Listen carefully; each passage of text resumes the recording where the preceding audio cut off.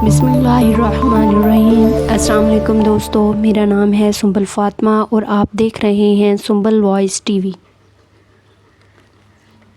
तौरात के मानने वालों को यहूदी, अंजील के मानने वालों को क्रिश्चियन, कुरान के मानने वालों को मुसलमान, लेकिन ज़बूर के मानने वाले लोगों को क्या कहा जाता है और ये लोग इस वक्त कहाँ मौजूद हैं? हम सभी लोग जानते हैं कि अल्लाह ने 4 आसमानी किताबें मुख्तलिफ़ औक़ात में अपने पैगम्बरों पर नाजिल की, जो कि तरतीब के लिहाज से तौरात, ज़बूर, अंजील, कुरान मजीद हैं। लेकिन इस्लामी तारीख़ के अंदर आपको कहीं भी इसकी तारीख़, इसका ज़िक्र या इसकी तफसीलात जानने को नहीं मिलेंगी। पर ऐसा क्यों है? क्यों इस अलहामी किताब को आज भी ज़्यादा डिस्कस नहीं किया जाता जितना तौरात, अंजील और कुरान पाक को किया जाता है? ये उस वक्त भी अपनी असली हालत में मौजूद नहीं है। इसमें क्या क्या लिखा है या इसमें क्या क्या मौजूद है, आज की वीडियो में हम इन सवालों के जवाबात जानने की कोशिश करेंगे। तो चलें शुरू करते हैं। ज़बूर हज़रत दाऊद अलैहिस्सलाम पर नाजिल होने वाली आसमानी किताब है। इसे समझने से पहले इसके नज़ूल का वक्त और इसकी ज़रूरत को समझना इंतहाई ज़रूरी है। फ़िरौन मिस्र की 400 साल की ग़ुलामी में रहते हुए बनी इसराइल की कौम को आज़ाद करवाने के लिए अल्लाह ने अपना रसूल और पैगम्बर हज़रत मूसा अलैहिस्सलाम को नाजिल किया, जिस पर तौरात यानी मुकम्मल किताब को नाजिल किया गया। हज़रत मूसा अलैहिस्सलाम बनी इसराइल को मिस्र से निकाल कर एक बहुत बड़े सिराए सीना पार करवाते हुए फ़लस्तीन ले गए, जिसकी तफसील कुरान मजीद के अंदर मौजूद है। सराय सीना के रास्ते पर कोहतूर पर तौरात को नाजिल किया गया। सराय सीना के अंदर 10 लाख के करीब बनी इसराइल की आबादी को मनोसलवा खाने को मिला। बादलों ने सहरा की धूप से बचाने के लिए इन पर साया किए रखा। पहाड़ों से पानी के चश्मे जारी हुए। हज़रत मूसा अलैहिस्सलाम का ज़माना 1500 साल कबल मसीह यानी आज से 3500 साल पहले का बताया जाता है, या फिर हज़रत ईसा अलैहिस्सलाम की पैदाइश से 1500 साल पहले का। इस वक्त फ़लस्तीन के अंदर मुशरिकों की हुकूमत थी। हज़रत सुहेल अलैहिस्सलाम, जो कि अल्लाह के नबी और इसराइल के पहले बादशाह थे, उन्होंने काफ़ी अरसा तक बनी इसराइल पर हुकूमत की, और जब वह बूढ़े हो गए तो उन्होंने अल्लाह के हुक्म से तालूत को उनका बादशाह मुकर्रर किया। और इस वाक़े का ज़िक्र कुरान करीम के पारा नंबर 2 में सूरत बकरा की आयत नंबर 245 से 252 के अंदर मिलता है। हज़रत तालूत अलैहिस्सलाम ने 1004 साल कबल मसीह से 1020 साल कबल मसीह तक हुकूमत की, और इसी वक्त के अंदर फ़लस्तीनी फ़ौज से एक फ़ैसला कुन जंग हुई। बनी इसराइल इस वक्त एक माली और अस्करी तौर पर मजबूत कौम थी, और अपनी ताकत के नशे के अंदर फ़लस्तीनी फ़ौज ने यह ऐलान किया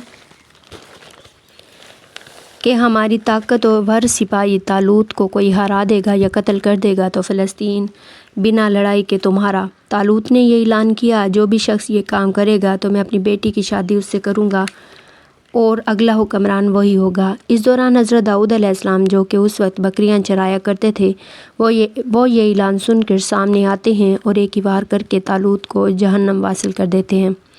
वादे के मुताबिक फ़लस्तीन बनी इसराइल के हवाले हो जाता है। इसी फ़लस्तीनी फ़ौज से ताबूत सकीना भी वापस ले लिया गया, जिसमें हज़रत मूसा अलैहिस्सलाम और हज़रत हारून अलैहिस्सलाम के तबरुकात थे। हज़रत तालूत अलैहिस्सलाम की वफ़ात के बाद हज़रत दाऊद अलैहिस्सलाम बनी इसराइल के बादशाह बने और फिर बैतुल मुक़द्दस के अंदर अपना दारुल हुकूमत कायम किया, जिसका नाम था इब्रून। अब तक बनी इसराइल के अंदर शरीयत, अल्लाह का कानून तौरात ही था, और हज़रत दाऊद अलैहिस्सलाम ने पहली बार बनी इसराइल कौम या फिर यहूदी कौम के लिए बाकायदा तौर पर इबादत गाह कायम करना शुरू कर दी। इससे पहले यहूदियों के अंदर बाकायदा तौर पर किसी इबादत गाह का तस्वर मौजूद नहीं था। यहाँ पर ताबूत सकीना को भी लाकर रखा गया, और यह नाम भी इसलिए रखा गया क्योंकि यह हज़रत दाऊद अलैहिस्सलाम की ज़िंदगी के अंदर तामीर नहीं हो सका, और आपके बेटों और अगले पैगम्बर हज़रत सुलेमान अलैहिस्सलाम ने इसे तामीर किया, जिसके नाम की मुनासबत से इसे हैकल सुलेमानी कहते हैं। अब चूँकि बनी इसराइल के पास किताब भी थी और इबादत का तस्वर भी था, तो हज़रत दाऊद अलैहिस्सलाम की ज़िंदगी में उन पर ज़बूर नाजिल हुई, जिसका ज़बानी मतलब है टुकड़ा। अब यहाँ पर सबसे अहम बात और समझने की बात यह है कि ज़बूर कोई किताब नहीं है, बल्कि अल्लाह की हम्द व सना और तारीफ़ से भरी हुई किताब है, क्योंकि अल्लाह ताला ने हज़रत दाऊद अलैहिस्सलाम को लोहे को नरम करने की ताकत और इंतहाई खूबसूरत किताब अता कर کے ساتھ ساتھ اللہ کی حمد و ثنا اتنے خوبصورت انداز میں پیش کرنے کا معجزہ عطا کیا تھا جو کہ آج تک کسی کو عطا نہیں کیا گیا۔ زبور پوری کتاب میں اللہ کی تعریف، اس کی حمد و ثنا اور اس کی بڑائیوں سے بھری ہوئی ہے۔ اس کے اندر زندگی گزارنے کے کوئی احکامات، پیشین گویاں، اخلاقیات، تاریخ ایسا کچھ نہیں ہے۔ اس کتاب کے نازل ہونے کے بعد بنی اسرائیل کو اللہ کی عبادت اور بندگی بیان کرنے کا طریقہ سکھایا گیا۔ حضرت داؤد علیہ السلام اپنے ساز کے ساتھ اس کتاب کی تلاوت کیا کرتے تو آسمان، پہاڑ، ندیاں اس آواز کو سن کر آپ کے ساتھ جھومنے لگتیں۔